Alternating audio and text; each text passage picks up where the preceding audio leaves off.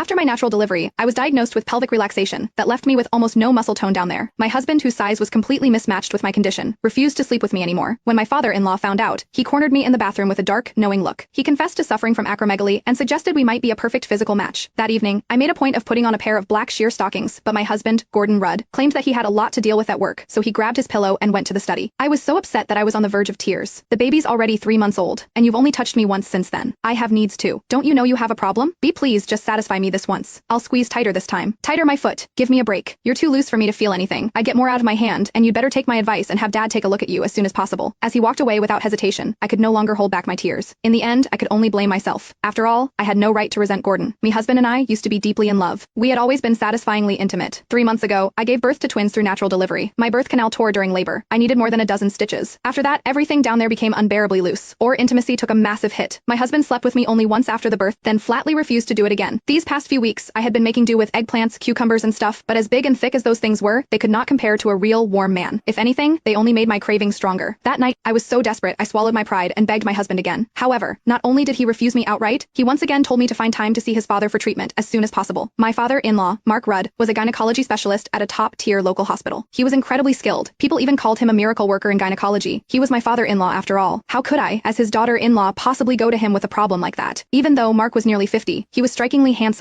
He always wore a pair of gold-rimmed glasses that made him look refined and scholarly. He kept himself in excellent shape too. His body was firm and muscular, radiating a kind of mature masculine charm. Ever since Gordon stopped touching me, I had fantasized about Mark more than once. If he were really the one examining me for that condition, I would probably lose control and humiliate myself beyond belief. If that had happened, I would be too ashamed to even show my face in this house. While I was lost in my tangled thoughts, the sounds of intimacy drifted faintly through my in-laws' room next door. The noises were unmistakably heated. It was obvious that Mark had Janet pinned beneath him. He was thrusting hard, as Janet's breathless gasps and soft moans continued through the wall. I actually found myself feeling envious and jealous. If only I were the one underneath Mark. The thought sent what was left of my smoldering desire roaring back to life and burning hotter than ever. I could not help squeezing my thighs together and rubbing them against each other for friction. Just then, raised voices suddenly came from the room next door. Janet was loudly protesting. Mark's voice followed. He was coaxing her. I was stunned. Apparently, Mark was so vigorous that Janet could not handle it anymore. She refused to continue, no matter how much he lowered his voice and begged her. You're enormous, and you go on for over an hour every time. If you really want it that badly, go find a prostitute. God, over an hour. That must feel incredible. Some people were dying of thirst while others drowned. Mark's size and stamina were astonishing, yet Janet treated it like a burden. Meanwhile, I was empty and aching with need, yet Gordon would rather take care of himself than touch me even once. The world really was not fair. With a sigh,